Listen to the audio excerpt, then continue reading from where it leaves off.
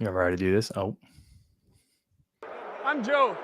Nice to meet you, brother. I love watching you grow up. He's pulling down his pants. Put up your pants, my man. Touchdown! Is this the Tiger? Fernando Tatis Jr., a grand slam. I want Iguodala. It's funny to hear a female talk about routes. Like, pull up your pants, take off the bra, and be a man. Welcome to From the Backseat, hosted by Clark and Ethan. it's funny. Hello, and we are back from our long absence. We are From the Backseat. I'm your host, Ethan, joined today by... Oh my gosh, guys, it's so good to be back. Who would have thought? Who would have thought? But we are back. This is Clark, still here, despite the Padres being insufferable this season, but we're so back. Can't wait to get right into things. Yeah, so I feel like it's been 3 months since we've recorded, so it's been a while. Has. So There's a lot that's happened. A lot to catch up on. For those that don't know, the Padres have gone through the first half of the season now. And it is not what I think either of us expected, especially Clark, because you picked them as their World Series champ. I had them losing in the World Series was my original prediction to the Astros. However, I had them winning almost 100 games, and I believe that is almost completely out of the picture at this point. It would take, I think, one of the greatest statistical second halves of a season by a team ever to achieve that. I don't see it at the moment. Yeah, it would. I've seen all that. They have to go like 60 and 28 or something, or it has to be better than that. I know they have to win like 58 games or something. I mean, I would love to see it. I would love to see them go how the Atlanta Braves have done this first half, but I have very little right now to give me faith to think that would ever conceivably happen. But crazier things have occurred in baseball, and there is still a half of the season to be played after this final series before the All-Star game. So who knows? I mean, there's a lot to go down. There's a ton to go down. Yeah, I think my thing is, this is what I've kind of decided about the Padres, is the Padres are very good at getting your hopes up of like they have a couple good games string together, and then they just suck for 2 weeks. And then it's just absolutely awful. And then they like give you a little bit of hope, and then they just suck again. That is the thing. I think if there's any way to define the 2023 San Diego Padres at the halfway point, is just inconsistent. Because there are games where they play where you see what this team could be. This is a team that is capable of putting up 7, 8, 9, 10 runs a game. And the starting pitching through the whole season, to whatever you want to think about them, has been fantastic. It's that they can't string any of it together. And if they want to get where they want in October and somehow scratch and claw their way back into the wild card, they're going to have to figure out that formula to get things right. Because you can't keep doing this thing where you play great for 3 out of 4 and then somehow lose a series to the Nationals and then get swept by the Pirates. That doesn't play. I mean, at this point for San Diego, there's no more, we'll get hot next week. And then that option is gone. You have given away all leeway or any sort of, hiccup. You can't really have another bad stretch like they did just a week ago. If they do, it's over. If they do, it's truthfully over. Like, there's no more next series is the most important one. No, you have to go on a run. You have to do it now.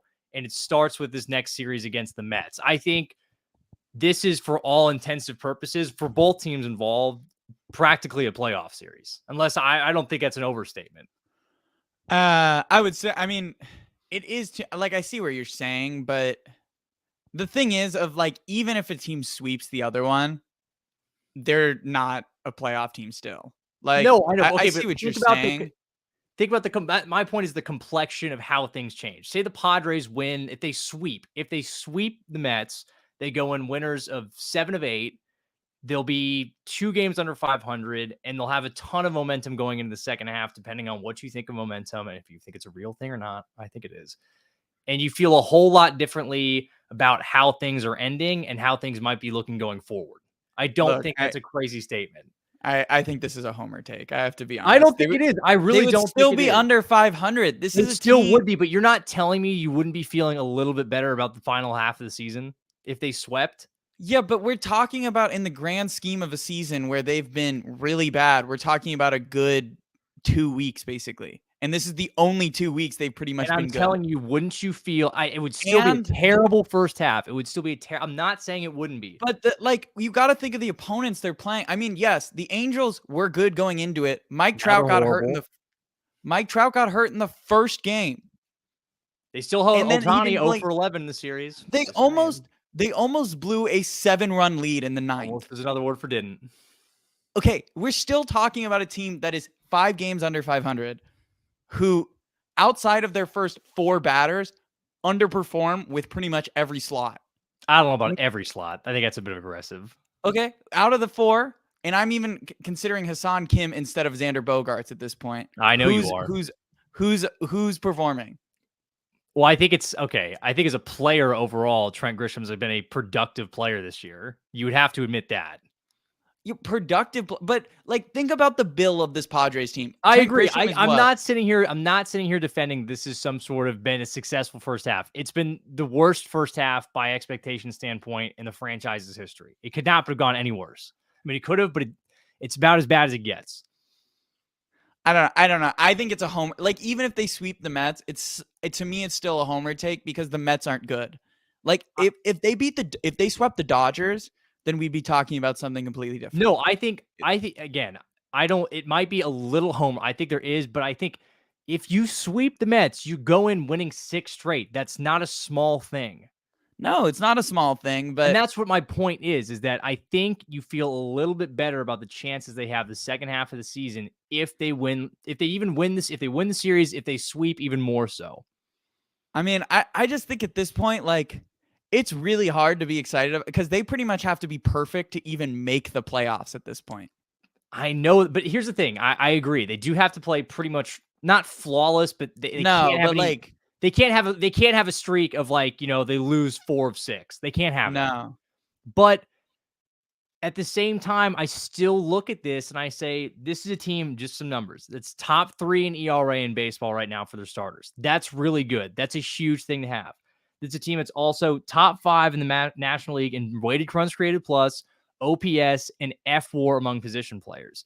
If they just put it together, the numbers are there to suggest this could be a good team. It's just finding consistency. You can bring up that stat.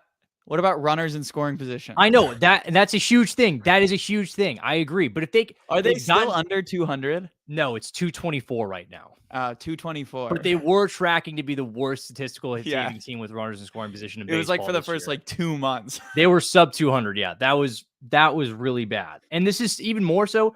They're a team right now that has a better run differential than the Marlins, the Reds, and the Diamondbacks. All teams that are considered right now, they'll be in the playoffs. All right, so I want to get more into this discussion of. So yes, let's say the Padres sweep the Mets. They go into the All-Star break. You're still 2 games under 500. Let's say both the Dodgers and Diamondbacks sweep their next series. Okay. I'm not sure who they're playing this week. Are you buying? I'm not. I think under any circumstances, I'm not going out there and buying. I'm not a buyer. I think by winning your games, what you would do at that point is you say, okay, hey, we hold on to the team we have right now and we try to push forward with what we got. Because what I worry about, and this is the flip side of this coin, if they sweep the Mets and they come out playing better in the second half, I worry that AJ Preller is going to go out there and trade a guy like Robbie Snelling, trade a guy like Jackson Merrill for a player like a Cody Bellinger, who's really at this point having a statistical anomaly season for what the past 4 years have been. And his underlying numbers aren't particularly good, even though the batted ball numbers are.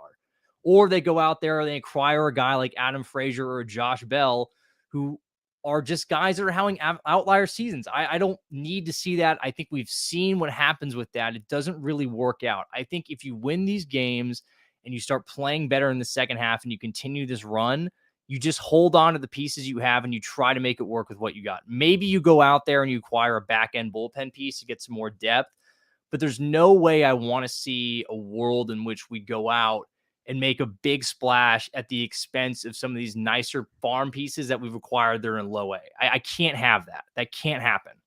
I mean, the other thing is, this is the big problem with the Padres right now, is their biggest issue is they lack depth. And if if we become buyers, then we even strip the depth even more for what? Another star who's probably going to underperform? I mean, that's the thing. The only buying that they should be doing, in my opinion, is if they can find a player who is a depth piece that has a proven track record of consistent play and not some sort of outlier one-year dude. We can't have any more of those. It has not worked in the entirety of AJ Preller's tenure. And like you said, we don't have any depth right now. Like, you can't be trading guys that are in low A that could be strong depth, if not starting pieces, in 2 years. You can't do that. That's not a luxury we can afford. Especially as these contracts go up. And I mean, I know Padre fans don't like to talk about the money part of it, but these contracts right now, as they're signed, are going to continue to go up. At some point, you need rookie players on rookie contracts to fill out this roster.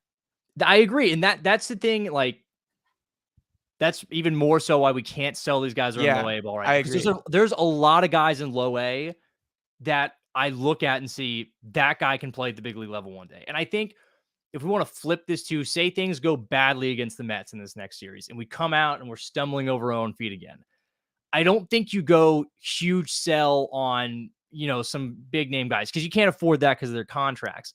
But guys who you have 1 or 2 years of control, a guy like Waka, a guy like Lugo, a guy like Snell, a guy like Hader, you look to get rid of them. And hopefully, for example, like a trade in my mind that I would have loved that won't happen now is if you could go out and you trade Josh Hader for a guy like Jack Leitner over in Texas. Buy low on Leitner, who's struggling, but could be a power arm for you guys next season if Ruben Niebla gets him right. Or on the flip side, you go and you take Blake Snell, you give him over to Baltimore, and you trade for a guy like Colton Cowser, who could start right away if you needed him to, and could develop into a big-time outfield piece for you in a year or so. Are you selling high on Hassan Kim? Kim's really tough, because here's the thing. Again, in my eyes, the Padres can't... I think selling Kim would be like fire sale-esque, because I still think even if we sell at this deadline, that we should only do it in a way that could still set us up to win next year. I think follow a blueprint that's similar to what the Padres did in 97, 98. They were a playoff team in 96. They underperformed in 97, sold off some other pieces to get players that ended up contributing to the 98 team that went to the World Series. Try to follow a mold like that. But again, my worry is that I don't think we have a GM in AJ Preller who has the foresight to do that. No, he lacks a directional idea. He lacks directional identity of what he has to have this team. And truth be told, no matter what happens with this team, if they make the playoffs, if they go to the World Series, I really don't think you can sit there and say at the end of the day, it was because of what AJ did. Look, I'm fully in the camp, and this is my full opinion, that I don't even think it matters if we're talking about this. I think AJ Preller is buying no matter what. I don't even think it'll matter what the record is. There's just reason to believe that's true. I think there is a shot where he does just buy no matter what, which again, that scares the daylights out of me. I think it does too, because you're sitting at this team just looking them underperform, and you've seen year after year these trades that they've made at the deadline just fall. I mean, like Juan Soto, incredible player. But for what he was when we traded for him, I would say that's kind of a win. You don't think the Juan Soto trade's kind of no? I'm saying it is, but what I'm saying is, like, for that half season of where we were like renting him to win the World Series, I know it's like a grand scheme, we're getting him for multiple years, but I'm just saying, like, of that mid-season, he underperformed for what he was. Adam Frazier underperformed. Austin Nola trade was a complete disaster. Josh Bell, I think Josh Bell's one that doesn't get talked about. Josh Bell was really bad for us. I mean, which player have we bought at the deadline that honestly has like been good for the rest of the season? Drury was good last year. Drury was a big piece. Was he at the deadline? He was the deadline deal. We got him. Oh, okay. He was like kind of like the really sneaky one that no one thought. I mean, like one we sold that we shouldn't have sold was Luke Voit. I mean, Luke Voit and Brandon Drury were kind of the same thing. No, Drew was a better bat than Luke Voit. He was definitely a better bat, I think, for sure. And he's been really good with the Angels until he got hurt. I don't know. I think, yeah, again, but with guys like we went with Nola or we went with Bell and we went with Frazier, the reality is it's the kind of thing I've said is that they were players who were having outlier years to their career mean. Yeah. That they were just wildly overperforming who the player that they actually were. And Preller kind of got hook, line, and sinkered into it, which I kind of get because you hope maybe you can ride the hot hand if you really think you have a team that can make this deep push into October, but he's been burned so many times and by so many teams too. So is there anything else you want to say about the Padres before we move on, before I move into like a more general trade deadline discussion? I guess the last thing I will say about them, and this will be homerish, is that I still, and this is why they're so frustrated, I still think they have a run in them. They have a run in them. And that might be the thing that's going to make this season even tougher to swallow. Is part of me thinks they're going to go on some crazy run. They're going to go like they just tear it up. And then they're going to stumble again and they're going to break everyone's heart. That's a very real possibility. And that's why this is such a dangerous and hard team to watch, because you can see, like we said, the greatness that they have. Those moments where you're like, this could be really special. And then you also see a weak stretch where it's just like, I will turn off the game at the third inning so I just don't get upset. I mean, I see what you're saying, and like the talent's there. You have to admit, like at a baseline, the talent to go on a run is there. So the thing is of like, it depends on what you consider a run. I do not think this team can go to the World Series. I do not think they can beat the Braves in 7 games. I think that, but you say that, but they already beat the Braves in the season series this year. Yeah, but just playing a regular season series, the Padres again beat the Dodgers in the playoffs and have not won a regular season series in 3 years. Like, I know, but that almost proves my point, that I think that, again, I really think once you get to October and really in any postseason, throw out what you kind of know, because crazy things happen all the time. But they just have so many black holes in their line in the lineup. But that this flip side, okay, if you have the starting pitching that they have and the bullpen is going to get healthier, the depth will still suck. You could still go into it. I mean, I think rotation that's very strong, and you could have a 7, 8, 9 of Wilson, Suarez, and Hader, which would be fantastic. That carries teams in the postseason. I mean, I see what you're saying. I just think there's this whole argument, and it's the team on paper. This team just does not care. Like, there's so many games out there of like. Sometimes I said it. Sometimes it really sometimes look like they don't care, and that's also what has made this hurt. And I know that's really not true, because I know these guys do have serious professional pride, and it hurts them probably more than it hurts us, because this is something they've been good at their entire life, and to suck at it is not fun. So I know they care. It's just sometimes the body language is so flat on this thing. And that's also what drives me crazy. Yeah. I mean, but I still think at the end of the day, my final thought, I still think this team can go on a run. I still am holding out hope, and I think that they can do it. I just don't know if they're going to. Yeah, I mean, good for you. I am not at your wavelength, but I know you're not. I see what you're saying. It just feels like this feels like the ideal team of like, man, they should be. This feels like the Chargers to me. Like, where every year they have such a good team on paper. They're talked about all offseason. Then you watch them out on the field and you're just like, it's all should be there. And it just never is. But the thing it's going to suck too, and this is my last point I'll make on them, and I think it's Major League Baseball fans in general should want the Padres to succeed and teams like the Mets to succeed, because they're the teams that went out and spent money. And if it fails, every cheap owner in baseball can say it doesn't work. We need to just pay cheap and develop farm players and not spend money. They can make that argument, and that will float their boat all day. You should want teams that spend and try to win, because it shows all the other franchises you have to do it. That's just me, though. And maybe it's me being a homer, but I can't help it. Is Kelly speaking to you? Oh, no. Yeah, I'm back. Oh my God. Kelly interrupting the podcast. No, it was me. So what we're gonna do is the MLB Trade Deadline. So we're gonna talk early about trade deadline and make some predictions. Okay. And we're gonna buy and sell. So CBS Sports came out with a list of right now the top trade deadline destinations, and they ranked who's most likely from biggest player to least popular player to get traded. Got it. So we're gonna do a buy and sell based off, I don't know, maybe like the first 5, and we can keep going if we want. Got it. And where we're going to start is with Max Scherzer. Do you buy or sell that he's going to get traded? I sell it, because I can't see a single team picking up $44 million for a guy who's almost 40. Yeah. I can't see it. Would there be a team desperate enough? I don't even think there's a team desperate enough. I truly don't. I think the number that he's at 44 million is far too sweet, especially the performance that he's had this season. And in his best starts he's had, some of he's been tossed for having the sticky substance on his hands. So there's a lot of red flags with him. The huge contract.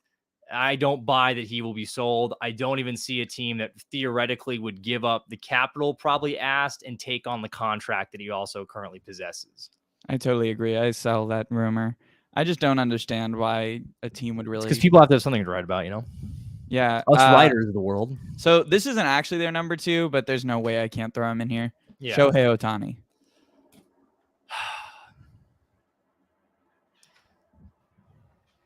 I think it's a much more realistic possibility now than it was 2 days ago. I think it is too. I think Trout breaking his hand, they put him on the 10-day IL. A broken hand made bones like 4 to 8 weeks. I think in that time, they're going to completely fall out of it, the Angels. And I think by that August deadline, August 1st, I think it is, that someone would pony up a ton for him. I just don't know if the Angels are going to pull the trigger on that. So that one's the toughest one for me. I will say that he doesn't get sold though. I don't buy that he's going to be sold to someone. I think he's staying in Anaheim. I think my biggest thing is he's definitely leaving after this year. No, he's gone. And I think that's the thing that any team trading for him would have to consider is that I don't know. Even if it was the Dodgers that got him, he's testing free agency regardless. He's not going to sign with someone who trades for him. Yeah, I don't know. If the Dodgers trade for him, I think he's going to sign there anyway. I think he will too, but you still run the risk of I don't know. There's no guarantee at all that he's going to stay anywhere he gets traded. I guess it's true with any player. It's true with any player, but sometimes they work out extension deals with the I just think he wants to hit free agency. I think he really wants to see what he could get. I mean, I agree to an extent, but I just think he's going to the Dodgers anyway. So if they pulled the trigger and trade for him, I can see him going somewhere else. I mean, I can too. It just really feels like he's going to end up. I mean, he doesn't have to move. He gets to go to the bigger market team. I mean, years. He would be I think it's always a crazy thing that the Dodgers are now the team looked at as the destination, the big spender. Like the Yankees are not even like 2. They're not even 3. I mean, Atlanta might have passed them. I mean, at this point, like there's a lot. I mean, I think that's fundamentally growing up. Everyone knew that the Yankees just bought. That was a joke. They bought their players. And that's because George Steinbrenner would do it. But now they were like, think about it. They were on the verge of letting Aaron Judge go. They were going to let that happen until Hal Steinbrenner stepped in and said, no, we'll figure this out. It's crazy. No, I totally agree. Or like the Red Sox really aren't. Yeah, I mean, a ton of teams outspend the Yankees didn't even bring Bryce Harper in for a visit. Yeah, it's crazy. And he wanted one. And he's won an MVP for the Phillies since then. Yeah, no, I mean, it's totally crazy. So our next player. I think overall, I don't think that they sell Shohei. I don't think the Dodgers have a trade package that could get him. And I also don't know, because of the point that you made, that the Dodgers would even want to buy if they feel like they don't have to give anything up for him in 3 months when he's a free agent. No, I agree with you, but I got to think, if you're in the Dodgers front office, if you're Andrew Friedman right now, you got to be thinking of, you're behind the Diamondbacks. They're going to catch the Diamondbacks. Linsanity run is so close to ending. But what I'm saying is, you're behind the Diamondbacks right now. What's the easiest way to ensure you're going to win this division? Get the best player in baseball and just stick him in your. I mean, they already have a good lineup. You just stick almost maybe the best hitter in baseball into it. I agree, but at the same time, maybe Farhan sits there and is like, even if we add Ohtani, this isn't necessarily the best team we've had in recent years. Let's just wait till he hits the free agent market and you try to sign him and other guys during that time. I expect the Dodgers to have a huge offseason. I do too. A whole different subject. They are going to spend out the rear come this offseason. It's going to be crazy because they haven't done it. They didn't do it last season. They didn't do it last season for last offseason for a reason. Yeah. No, they definitely have guys circled. They're retooling. Yeah. So our next one is Lucas Giolito from Lucas Giolito from Chicago. Yeah, you think he's going to get traded by I think that is one of the more likely yeses. I think Chicago could deal a couple guys. I think Giolito's one. I think Dylan Cease is another guy that I would kind of expect to be on the move. Cease would be a little bit harder to get because I believe he has 2 more years of arbitration, so he wouldn't be contract eligible free agency wise until 2025. So it'd be tougher to get him. But Giolito's a guy I think you could say, hey, he's maybe not a number 1. Maybe he's like tier 2 number 1 pitcher, but he's definitely going to be on the move. I could see him being, I think a team like Texas could definitely be on Giolito, play on the hot hand that they've had the first half of this season. I think another team in that state, Houston, could be after Lucas Giolito. I mean, they've had a number of injuries to guys in the starting rotation. So you kind of got to figure out things there. But I think Giolito is definitely on the move. Yeah, I would agree with you. Next one actually is Josh Hader. Josh Hader. This is tough. Any one of the Padres, specifically Josh Hader, is going to be tough.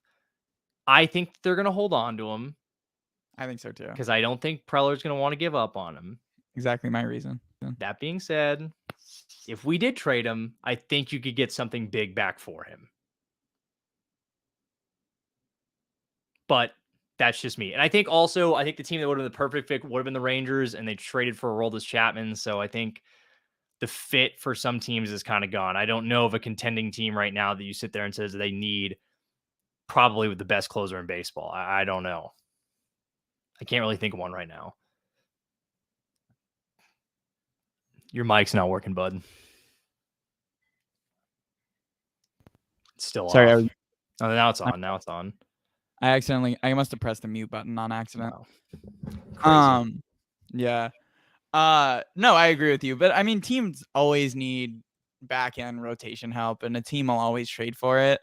I just don't think he's like, this is you're adding the best closer in baseball. I just think Preller's not going to do it. No, I don't think he is. But I'm saying, like, if you're going to do it, you're going to have to give up something big. I agree. I just sit there and I'm just like, I don't think Preller's trading any of these guys. I don't think Preller's making any big moves. Trade-wise, he's not going to sell anything big. Even though if things go badly, he should, and he just won't do it. All right, we'll do the next one. Jordan Montgomery from the Cardinals. Cardinals are tough because the Cardinals suck. They're really bad. Yeah, they're really bad. Which is fantastic to see because I hate the Cardinals organization. And I don't really like their fans. So it's been enjoyable to watch them just flounder this season. But the Cardinals are also a team that notoriously doesn't sell. They don't sell guys.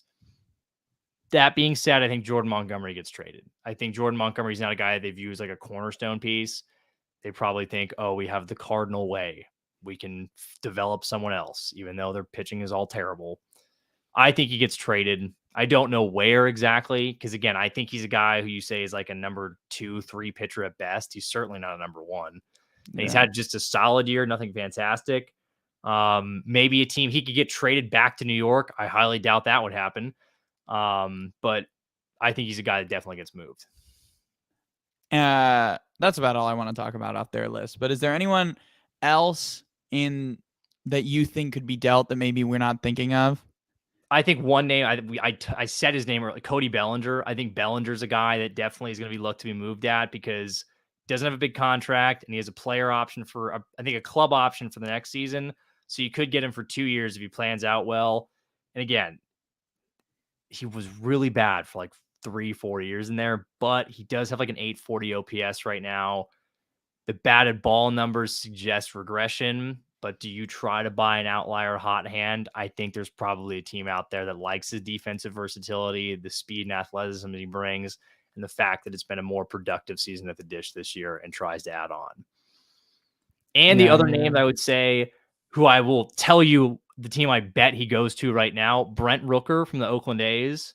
Name sound familiar? All-star, former Padre, gave him up for nothing. Now he's great. Classic. He'll go to Atlanta. I'm betting he'll get traded to Atlanta, and he'll just continue to rake. And that's how it works. Because the A's just like to give some of their best players to Atlanta. See Sean Murphy, who's an all-star. I mean, you can't forget Matt Olson. And Matt Olson. God, you're right. Probably Matt Olson, who's been better than Freddie Freeman when Freddie Freeman was in Atlanta. Right. Did you see the Matt Olson stat that since 2018? He's Matt the second Olson, most home runs besides Aaron Judge. Yeah, he's one behind Aaron Judge. Yeah, because he's the most criminally underrated hitter in baseball, practically. OPS god. And a Gold Glove first baseman, so. He's what I thought Eric Hosmer might be. Hey, Eric Hosmer could be veteran leadership. Eric Hosmer can pound sand. Respectfully. Well, luckily we have Matt Carpenter now, so everything's good. Don't say that name, please. Oh yeah. Next subject. Oh my God. So where we're gonna go now is we're gonna transition. Actually, since Ben is here, Ben Pollock has decided to come. What? Ben Pollock is in the comments. Clark, is there anything you'd like to say about the Pirates? I mean, they suck. Ben, he went to the last 2 or 3 games at Dodger Stadium. I did see that on Ben's Instagram stories. So I'm glad Ben is at those. That's actually risking your life. But he wasn't sitting out there in the bleachers. He was sitting sitting in the the safer area of Chavez Ravine. So he's going to an Angels Pirates game this weekend, I think. He's on a tour of watching the Pirates. Yeah, Pirates want to trade Jack Sawinski back to the Padres. That'd be super cool. Yeah, I don't think they want to do that. He could have been our DH. But I mean, there's a lot of players we've traded away that could be our DH or just Josh Naylor. Depth players. Yeah, Josh Naylor is somehow top 5 in RBIs in the league right now. By France. I mean, there's a long list we could go through. We still have Emmanuel Clase. But we don't. That's okay. Go Pirates, though, Ben. Yeah, go Pirates. So where we're gonna go is with the NFL offseason, and since we kind of checked out, I don't even remember if we talked about the draft at all. I think we briefly touched on it. I don't know if we really went in too depth on it. Yeah, I mean, I'm not an NFL scout, so I don't. I was not paying attention that much to the draft prospects this year. I'll openly admit that. Yeah, I do my studying after the draft is done. I wanted to talk about one thing about the draft now a little bit past, and it's the state of a team. And I don't want to reveal the team yet. I'm going to put them up on the screen here in a second. But I just kind of want to know your opinion. And that's the Texans. Oh. So Houston decided to trade so tender. So the Texans decided to trade their future first-round pick for Will Anderson and get CJ Stroud. So get their edge rusher and quarterback in the same draft. So now we've had time to sit on it. You think that was the right move? I have an opinion, but I'm going to let you talk first. I have an opinion too. This is just me. I think the Texans have a great head coach. I think the Texans have one of my favorite young quarterbacks in CJ Stroud. I think he's going to surprise a lot of people. I think they have some night weapons outside with Nico Collins. I think Tank Dell will surprise people. I know you're not a big Tank Dell fan. I like Tank Dell. I think they have nice defensive pieces. I think Will Anderson was a big add. I actually think that this team will finish second in the AFC South. Whoa. I think they're going to win 7 to 8 games. Whoa. I think the Texans are going to be quite improved from what people think. The defense is going to play great because, again, I think D'Amico Ryans has had a lot of influence on that. I've heard a lot of good things out of CJ Stroud. I know Ohio State quarterbacks haven't looked favorably the last couple of years coming out of the draft. Justin Fields, though, he's looking nice. But I like the Texans. I think the Texans will surprise. I think the Texans right now are a team, like I said, I think win 7 to 8 games. I think they might have a chance finishing second in the AFC South. They will be a team that when you turn them on NFL's, red zone, you'll see him pulling off some upsets more often than you think. Wow. I do just. You don't agree? You've muted yourself. See, that was God talking, saying, don't talk down to the Texans. Horrible ownership. There it is. There it is. Hopefully it'll plug back in here in a second. Unbelievable. It's supposed to be the head of production over there. When this happens. The one that sends out the link. Can't even get the stupid microphone to work. Didn't you have a shot? I don't know. He has one of these fancy microphones like I do. That one's okay. I'm here. You break everything. Yeah, but no, it didn't work. Just that I don't have the USB-C. I used it to charge my speaker, and now I can't find the cord. It's okay. We're working through. We're back. We're working through the kinks. But Somehow you hate we the got Texans, 1 is point. what I'm hearing. This is what you don't No, like. it's not the that I Texans? hate the Texans. It's just look.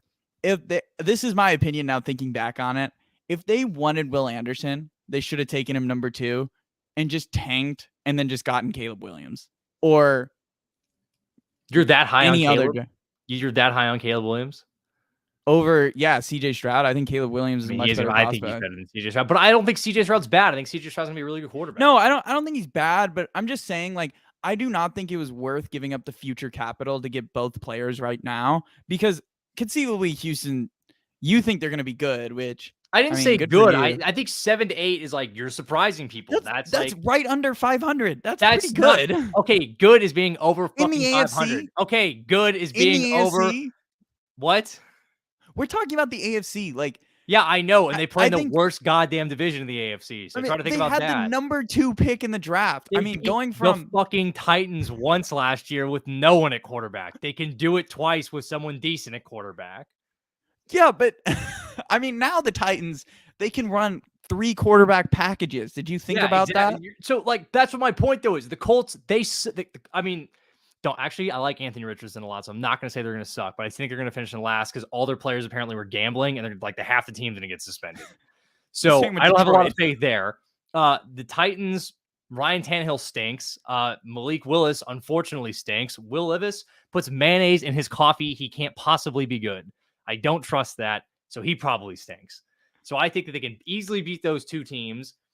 And the Jaguars, while I love them, they're still just the Jaguars at this point. It was one good season.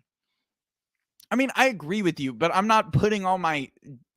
I mean, Houston has so many holes on that roster. And is 7 that crazy? It's not insane. Yeah, because they have to play the rest of the AFC. I mean, their only games aren't just versus the Titans. Yeah, I know, but they play the last teams in the they play the last place teams in the rest of the AFC. Yeah, but think about the AFC East. Currently, the last place team in the AFC East is the Patriots. You think they can beat the Patriots? Mac Jones stinks. Mac Jones, but the Patriots as a team is better than the Texans. I know, I mean, but you're Mac just Jones, talking about quarterbacks. I know, but And we don't know Mac Jones is but worse even then, than CJ even if you Stroud. want to say that, I don't sit there and think the Patriots are really that good of a team.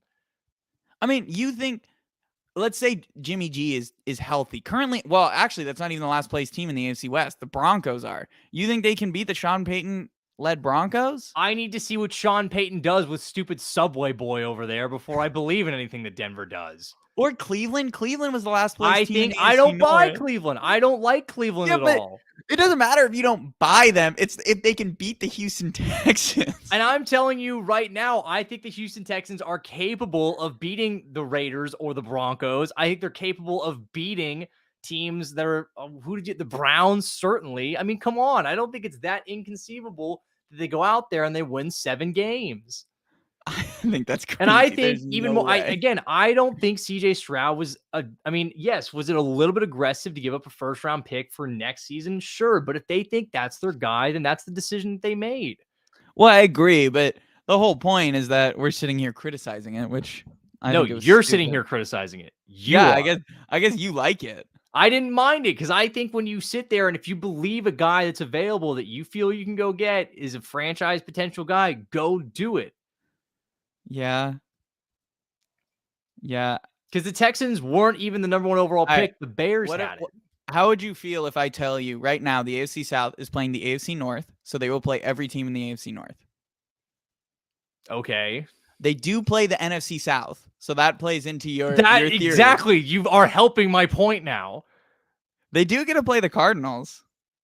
So am I that crazy? The Cardinals? Who's Okay. the NFC South is who they play. So I you're see. telling me right now you can't see them being if they split. No, they're not winning 7 games. I'm not stamping that. That's way too Okay, many. fine. You don't have to stamp anything. I'm just saying you theoretically it's just that impossible in your eyes. It's that I think crazy? 5 wins. I will say 5 wins. I'm saying 7 wins. Oh my god. That's not really setting it at insane. 7 You and a just half. said they play the Cardinals, the NFC South, and then the AFC North. They'll get one of the games out of the North. I mean, you maybe. Say they go 2-4 in the division. They split in the NFC South, and they beat the Cardinals. That is 5 wins. That's what I'm Okay. saying. I think they win could 5 do better. more. You never, again, just wait. When they win 7 games, I Yeah, don't but- even like the Texans franchise. I think their owners are the scum of the earth. But I will take a victory lap on this. All right, we'll see. That or they'll be picking first overall again, and I'll be very sad. Well, they won't pick first overall because they traded it away. That's my issue. We'll cross that bridge when we get there, okay? For right now, this is a 7-win team on paper in my eyes. You don't see the vision yet, but that doesn't matter. No, I guess I don't see the vision. So what we're gonna do is something I have seen on TikTok before. Oh my God. So what it is basically I'm gonna give you 10 spots. So you have 10 spots and you can fill them in any order. And you have basically 3 misses. So if you miss 3 of them, then you're dead. You don't win. But you try to fill all 10. Does that make sense? I guess. We'll see how it goes. We'll see how well I pick up on it. What you're trying to fill is the most passing yards in the league. So the top 10 quarterbacks from last season? No, overall. So All in the time. history of the NFL. So our top 10 passing yard leaders. Or would you rather do season or career? Career. Would you rather do last season? No, just stick with what we got. Okay, so we're doing all-time passing yard leaders. So you have 10 spots you have to fill. So you have to fill in the top 10. You can only miss 3 times. When you miss your third, you're out. Okay. So you can go in any order. Yeah, I'll tell you 1, 2, or 3, and Tom Brady. Tom Brady is number 1. Peyton Manning. Number 3. Drew Brees. Drew Brees is number 2. You have filled in the top 3. I have the top 3 out of there. Dan Marino. Dan Marino is in your 8 spot. Oh, crap. He's all the way down at 8? Oh, man. 8 spot. So that means there's got to be some people in here that, like, this has got to be so many more modern guys than I'm thinking of right now. Right? It's just got to be more modern players. I mean, I can't really tell you. You have to kind of figure it out. But I'm thinking out loud here. Okay, second one, another one I'm going to go with. So I just said Dan Marino. I'm trying to think of guys that just absolutely hucked it around back in the day. Phillip Rivers is in your 6th spot. I knew Dirty Phil was going to be in there, man. I mean, again, he might not be in the Hall of Fame, and he's in the 6th spot. I know, that's crazy, but there's a lot of guys that are going to pass him. Like, he's a guy I'm not sure. Phillip Rivers is a lot like a guy like Matt Stafford. Like, I think Matt Stafford's in the Hall of Fame for sure now because he won a Super Bowl. You want to hear something crazy? What? Where do you think Matt Stafford is on the list? He's not in the top 10. Where do you think he is? He's got to be close, though. He is. He's probably like 12. He's 11. I knew it. See? All right, but so you know he's not in the top 10. Yeah, I know he's not. And I'm not counting. I knew he wasn't in there to begin with. Aaron Rodgers is in your 9 spot. Oh man. So what do I have right now? I have so 1, you 2, have 3, Tom Brady. I have 8, I have 9, and I have 6. Yes. Okay. Let me try to go a little quicker with this. Eli Manning. He is in your 10 spot. Oh, wow. Look at me go. This is actually a little bit better than I thought I would do right now. There's one person I don't think you're going to get. There's one person you don't think I'm going to get? Yeah. Why would I not get them? Is it just like really weird? We'll talk about it afterwards, but I'm trying to think of guys like had really long careers. That's like, you got to just think of that. Like started all the time. Brett Favre. Brett Favre is number 4. Wow. Okay. Why didn't I get that one earlier? So I have 1, 2, 3, 4. I have 6, 8, 9, 10. You're missing 5 and 7. Okay, so I'm missing 5 and 7. I feel like 5 is really embarrassing that I'm not getting it. So let me see. I got to go through. I don't really get anything on the 49ers, Rams, Cardinals, Seahawks. Nope. Broncos. John Elway. John Elway is in the 12th spot. That is your first miss. Damn it. Okay, so it's not Elway. So it's not even one of the Broncos. We already said someone on the Chargers. But he had so many. But he passed that record so long ago. Dan Fouts isn't in there. That's not a guy. He's not in there. Do you want me to say yes or no? Don't say anything. No, don't say anything. Okay. It's an AFC North. Oh, Ben Roethlisberger? He is in your 5 spot. Okay. I was about to say, that would be bad if I didn't get that. Not the Ravens, not the Bengals, not the Browns. Colts, already said one. Jags, no. Titans, no. Colts, no. I already said the Colts. Texans, certainly not. East, already You're said looking for Brady. I already 7. said Marino. I already said, shit, I'm taking way too long on this. Who else? The East, the Dolphins, already said. The Bills, no. Jim Kelly wouldn't be on there. Christ almighty, this is going to drive me wild. I'm going to say a random one that's not going to be right. Steve McNair. Steve McNair is not there. He's not Shit. even in the top 20. Okay, really good guess there, Clark. So my last guess is what overall? What do you mean? It's Like, the number what 7 overall guy. is he on the list? 7. So he's the 7th all-time leading passer in the NFL. Yeah. Can I get a hint? No, I'm going to ask you for a hint that I would like. Okay. Did he win a Super Bowl? No. He didn't? No. It knocks off a guy I was going to say. Wait, Who are you gonna or say? did he and you just don't remember? No, he didn't win a Super Bowl. So it can't be Kurt Warner. No, it's not Kurt It's Warner. not Kurt Warner. So if he didn't win a Super Bowl, Kurt Warner isn't in the top 20, by the way. oh my God, that grocery bagging son of a bitch. Who is it? Christ. It's gonna be so obvious when you say it too. I'm gonna feel like an idiot. It's not. It's not. No. Dude, I don't know. I seriously don't know. I'll take a golly. What is this? What is this quarterback? Like, how Do you well want, do you known want is me he? to give you a hint? Yeah, please. He played last season. And he retired? I'm not going to say whether he retired or not, or if he's still He active. I'm just played saying last season. he played last season. In what role?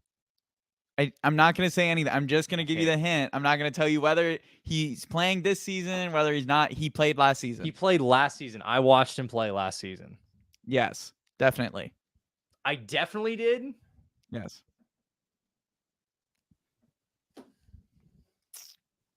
He definitely played. Yeah.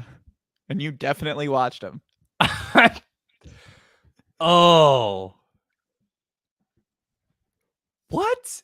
I definitely watched him. He's not in the Do you want me to give you another hint? No, I don't want another hint. I'm going to Okay. take... Actually, one more hint, so we can get this out of the way. Christ, this is taking way too long.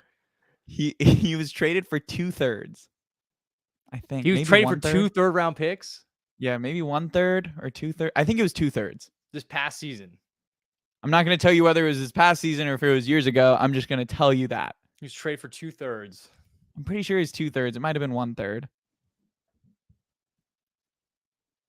Dude, I don't know. I literally have no idea. And it was last season. I don't have any idea. I couldn't. It's tell Matt you. Ryan. Really? Yeah, Matt Ryan is number 7. Matt Ryan's the 7th, and he's not even gonna get close to the Hall. No, he's number 7. Wow, that's bad. I mean, I'm Right? not like totally embarrassed I didn't know it, but that's crazy that he's. I 7th. told you Why it's didn't I- really weird. Number 7, like I feel like they didn't talk about it at all. Yeah, because he sucked so much last year.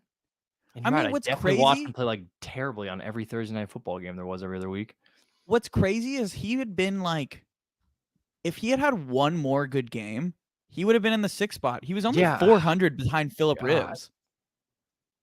That's crazy. Like, played 2 good games of 200 passing yards, and he would have passed Phillip Rivers for 6th all time. All right, well, Matt Ryan, you're never seen the Hall of Fame, so. All right, congrats to you. so this is actually more fun. So the next 10, I don't even think you would have ever thought of them. Are you ready to hear 11 through 20? Carson Palmer in there. Carson Palmer is. What spot do you think he's in? 17. He's in 15. Oh, that would have been crazy if I would have got that. I would have jumped out my window. So 11 is Matt Stafford, as I said. 12 is John Elway, as you guessed. 13 is Warren Moon. Okay, that's a good Warren Moon. That should have been one that came to my mind quicker. Former Houston Oilers. 14 is Fran Tankerton. Fran Tarkenton. Get it right. Tarkenton. Sorry. 15 is Carson Palmer. 16 is Vinny Testaverde. Vinny Testaverde.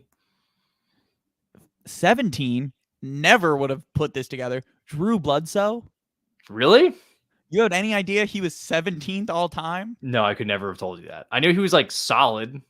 Yeah, I knew he was like good because it was like a conversation with Brady. I mean, I guess it's so like ahead of my time, but I would have never guessed he was that high on the passing list. The dude had 44,000 yards. Played a long time in New England and other play. I don't even know if it was. I can't remember if it was anywhere but New England. All right, so 18 is Dan Fouts, who you talked about. Yes. 19, Joe Flacco. See, I knew Flacco was going to be in there. His dumbass. And then 20 is Kerry Collins. God, Kerry Collins at 20. Yeah. Can I ask? No. What was going to be your question? No, I'm just thinking now because I'm just like, that's just a lot of just random guys. Honestly, they sound like randos. They definitely weren't randos when they were playing. No, I mean, they're the best of their crazy. era. It's so much like that. Those guys on that list where they are right now, probably in 20 years will be in like the 50s. I mean, you know what's crazy is if you were to take some of those guys and put them into the modern NFL, they would like literally be like bottom 16 quarterbacks probably. Do you think they would? Or do you think they'd be better? I think they might be better. Some of them might be better. In the modern NFL? I think so. If you took a rookie Carson Palmer and put him in a modern NFL team, he would be very, very good. I mean, maybe. I guess it depends on the team. I feel like today it's so much more dependent. The team definitely does help, but I think there's still some guys on that list. Because again, you got to think about it. There's a lot of rule changes that have helped this become a more passing and quarterback-friendly league. Yeah. Like, you want to hear something crazy? Carson Palmer that hit Kilo Olaf and had on him in 2005 probably never happens if we're playing in the year 2020. There's one person I need to tell you. Who do you think's in the 24 spot? Andy Dalton? No. Yep. Oh, nope, it is Andy Dalton. I mean, dude, Andy had years where he threw for 4,000. That crap is insane. Like, you know what's pathetic? Andy has thrown for more than Boomer Esiason. Just got to play longer, I think, truthfully, at this point. He's getting those. I mean, Andy Dalton being a top 25 passing yard leader in the NFL is insane. That's insane. Well, I mean, I think he had like 2 4,000-yard seasons. I mean, but still, like 4,000 yards in my mind is like it's a good quarterback season, but like now if you're a good quarterback, you should do it. But think about it, like 15 years ago, if you threw for 4,000, they'd be like testing you for shit. They'd be like, what did you do? What's crazy is the Chicago Bears as an entire franchise still have never had a 4,000-yard pass. That was what I was about to say. When Andy Dalton got signed by the Bears, he was their franchise's, if you took his years from the Bengals, the franchise's leading passer in like everything. Which is crazy. Which, yeah, it's insane. It's why it's also mind-boggling that the Bears get any sort of respect from anyone because they're underrated, one of the worst franchises ever to exist. I mean, it's crazy the discussion about Justin Fields this offseason. It's like insane. I mean, what have people been saying? I mean, he's like the most. People are saying he's now a top 10 quarterback all of a sudden, and that he's better. He's a better runner than Lamar Jackson. Football heads in the head. I mean, it is a lot of those idiots. You know, okay, this is the last thing we can talk about today. The discourse around Kyler Murray is getting very, very, very disrespectful. Oh my God! Yeah, I don't know who wants to look at it. Will Benson, who works for CBS Sports. There's someone who pays this man to give takes on the NFL. Put him in tier 6 behind guys like Daniel Jones, down behind Kenny Pickett, of where he ranked among quarterbacks. Oh, it was worse than Kenny Pickett. I'm like, I get it. The Cardinals weren't good. He didn't have a great year. But I would sue for libel and slander if I was Kyler Murray. That was an insane take. That was just insane. I'm going to list some of the quarterbacks that are in his tier. Do you remember them? Well, first off, one of the problems I had with it too is he didn't have Patrick Mahomes in his own tier. Yeah, he is in his own tier. He's in his own tier. As a Bengals fan, who I think Joe Burrow still, I mean, I stand up for my guy. I think he's one of the best quarterbacks in the NFL. I think he's better than Josh Allen. Patrick's in his own tier. Patrick is in his own tier until proven otherwise. I also think, I mean, I get the discourse about it, but I also think if you're going to do a tier like that, I think Justin Herbert belongs in the tier of Joe Burrow and Josh Allen. I think this will probably be I think Justin Herbert, I would rather have Justin Herbert than I would have Josh Allen. Going into next season? Into any season. I think I would too, but going into last season, I would have. I think the obvious tier is you go Mahomes, own elite superstar player. Mm-hmm. And then you put probably Joe Burrow at your number 2 with Josh Allen and Justin Herbert. I think Justin Herbert is above Lamar, Trevor Lawrence, and Jalen Hurts. I don't know if he's above. It's close. I think Lamar. Okay, for me, if we're just gonna go with our top 3 tiers, and this can kind of be like, I go Patrick, I go Joe. I think those Patrick and Joe, and then Joe's ahead of Josh, and I think from there you go like Lamar, Herbert, like maybe put Rodgers in there. I still think Rodgers is one of the better quarterbacks. Yeah, I mean, I think it's all. I mean, you know what's the craziest thing? I see now. I'm just looking at it in this tier 3, right? I mean, I guess you're projecting, but right now Matt Stafford has no business being anywhere near like the top 10. You know, who I think has the biggest chance. I agree with that. I mean, he didn't even like hardly play at all last year, and the Rams are going to suck. And yeah, he might retire. The guy I think has the best chance to ascend hardcore this season, I think you might agree with this, like probably vault himself into top 5, is Trevor Lawrence. Yeah, no, I was about to say, I actually think he might be in that tier of Justin Herbert. Yeah, it was Joe weird. I Burrow mean, and- I was watching, I think it was like NFL Network, and they put him in like a tier 4 thing. I'm like, year 1 for me for Trevor Lawrence didn't exist. Basically, last year was his rookie year, and he looked phenomenal. The Jaguars, the way that their schedule shapes up, could potentially be the number 1 seed. Yeah, It's I a mean, cakewalk. Yeah, I totally agree. If they I think play he's it in well, that. like they have to play Kansas City and Cincinnati. I think they lose both of those games. But everyone else, it's kind of like they're going to kill their own division. I'm they also don't not play- gonna lie. So the Bengals are in a tier of their own of, I think, offensive. I don't know offensive weapons, because at tight end they're not as strong, but definitely receiver. They're in their tiered own. I think their skill position group as a whole, I think, is still the best in the NFL. Yeah, no, I agree. But what I'm saying, like when I'm trying to, because I want to keep Evan Ingram in this conversation. No, I think I agree. Jacksonville might be second. Jacksonville has a really close contention. I think when you look at it, Evan Ingram, like they were mean to him in New York. I wouldn't, again, the reason I wouldn't want to play in New York, was fantastic utilizing Doug Peterson's offense last year. Zay Jones was better than I expected. Christian Kirk, legit number 1. And a guy I think who's had completely, and this is me being biased, completely underrated, fantastic NFL career, still producing, Marvin Jones. Marvin Jones was great for them last year. You're not even talking Travis Etienne too. And Travis Etienne too. I'm talking about, I was going on the wide receivers first. Yeah. No worries. But yeah, I mean, it's a phenomenal group. Trevor Lawrence should flourish, and the defense I think had its moments too. The Jaguars in a great spot. I think Trevor Lawrence is the best shot to really kind of ascend up to top 5 status. Yeah, I agree. But before we go, I do want to hear your guess on Kyler Murray is in tier 6 on this thing. Who do you think are the other 4 quarterbacks that they put in his tier? In his Rookies are lower. So the rookie quarterbacks are the last tier, tier 7. I'm just going to give you that. So he's putting Kyler in the lowest tier. I mean, I know Brock Purdy's ahead of him. I remember that. Brock Purdy is ahead of him. I don't even know. I couldn't even, like, Mac Jones. Mac Jones is ahead of him. That's insane. I couldn't even tell. I forget the graphic. I just know he was in tier 6. I didn't even pay attention to Do the you other want me guy. to tell you the teams? Yeah, go for it. The Commanders. He has Sam Howell. Sam Howell is in the same tier as Kyler Murray. Green Bay. Jordan Love. Jordan Love is in the same tier as Jordan Love Kyler has Murray. played like 2 games. Tampa Bay. Wow. That's like Kyle Trask or Baker Mayfield. It's Baker Mayfield on this graphic, but that is the guy in his. And then this is the most egregious, Atlanta. He has Desmond Ridder. Desmond Ridder is in the same tier as Kyler Murray. Is he doing that because Kyler's going to be out till week 15 with a knee injury? That's the only way I can see him, like, It's the holding only, this argument. like, it doesn't even make any sense. Yeah, Will Benson, we're going to need you to pull up, buddy. That's fucking ridiculous. That's so. I won't it's sit here so for Kyler disrespectful. Murray slander. That's just absurd. I mean, I guess everyone's preparing that they're going to trade or cut Kyler Murray after this year because they're going to have one of the first 2 picks for either Drake May or Caleb Williams. But I would be ecstatic if I could trade for Kyler Murray after this year.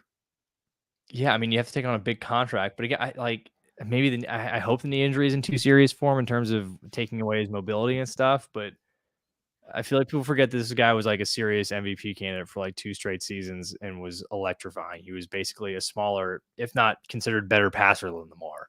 And he had notoriously the He had worst fucking coast. Cliff Kingsbury. I mean, outside of Urban Meyer and who's the guy at the Giants? Joe Judge. Yep. I mean, I think those are the only two guys you could argue were worse. Oh, during completely Cliff agree. Kingsbury's- Completely agree.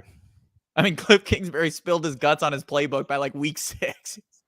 Yeah, I mean, I think if you put like Kyler Murray in a Brian Dable offense or in a Doug Peterson offense or just the offense of a competent play caller, he would win an MVP if he was healthy. Yeah. So Is there it's anything not else great. you want to say before we go? No, it's been an hour episode, but a great episode back. So happy to be Yeah. back. Happy to be back. Sorry for some of the small issues. Well, you know, Uh, Ethan's got the whole getting married thing, so that's crazy. I do have that coming up, but thanks for tuning in. Thanks for coming back. of We will be course. back. We'll put up a in- poll. Should we do an episode live from Ethan's bachelor party? That would be fun. I Would told we you do I want that? to do drunk takes. I think drunk takes would be fun. Yeah, but then you're gonna say something that you shouldn't. Yeah, but we would have to We structure. wouldn't do it that one beforehand. live. Yeah, I don't think we'd do it live. I think we'd have to post it later and maybe do probably a some good serious idea. editing. Because I think it would be fun. I'm not concerned about us. I just know that like Trevor would be around. Yeah. Shout out Trevor. Shout out Trevor. Can't wait to see you, bud. But yeah. This has been From the I'm Backseat. stoked. I'm glad to be back. Thank you to all the people. Clark and I didn't even notice until yesterday, which I guess is sad. Over the Some last 3 million months, views on some somehow Facebook shit. we had 1.3 million views on Facebook on a video I posted that I made in 5 minutes. So thank you if you watched it on Facebook, I guess. I didn't even know. I don't even really use Facebook or know how to use it. So thank you. 1.3 Appreciate is it. cool. That's our biggest video ever. As crazy as it is. Yeah. So have a great night, everyone. This has been From the Backseat. Again, I'm your host, Ethan, and I'm joined by Clark. Make sure to follow us on Instagram, on Twitter. Now the new thing. Now Threads. Now Threads. You could follow us on Threads. I made a Threads Maybe I'll account. start tossing some thoughts on Threads. Dude, knows? Threads is the place to be. Everyone hates Twitter now. 50 million downloads in 24 hours. It's pretty Biggest crazy. downloaded app in the history of the App Store. A lot of people got it. So yeah, tune into Threads. We already have an account there. I've already been saying some stuff. Yeah, subscribe on YouTube. If you watch it on YouTube, make sure to like the video. It helps a lot. Make sure to watch our shorts, our reels, our TikToks, things like that. This has been From the Backseat. I hope you guys have a great rest of your night. Have a great night, folks.